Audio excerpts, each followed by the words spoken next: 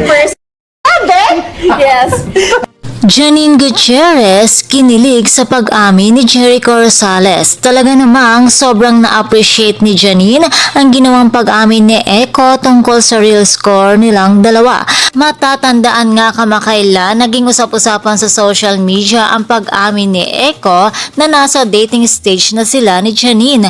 Sobra-sobra din ang paghanga niya sa aktres at tila nakajackpot daw ito sa loto ng makilala at makabanding ni Echo ang pamilya ni Janine. Kaya naman na makarating ito kay Janine ay tila hindi nito mapigilang kiligin ayon sa aktres.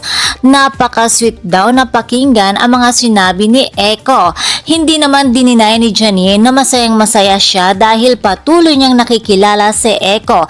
Hindi lang on-cam kundi pati na rin sa off-cam.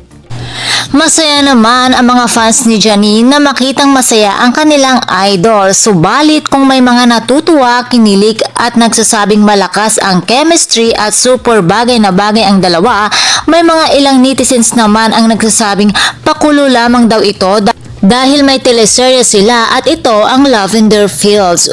May nagbabala din kay Janine na iiwanan at lolokohin lamang daw siya ni Echo lalo na at may anak na daw ito gaya na lamang ni Paolo Avellino na iniwan din siya. Well, ang masasabi ko lamang sa lahat ng mga bashers and haters ng Ikonin, bahala na kayong maging malungkot basta ang importante ay masaya sina Echo at Janine sa kung anong meron sila ngayon. At hindi na rin bata si Janine, alam na niya kung ano ang kanyang gagawin.